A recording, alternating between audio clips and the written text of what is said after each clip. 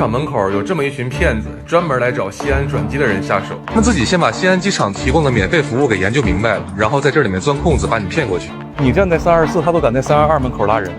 不是这人我关键是我不知道哪个。你好歹你在这两个门之间巡逻，他都不至于在那拉人吧？这个案子正在办，后续如果有结果，一定会发那个乘客报的。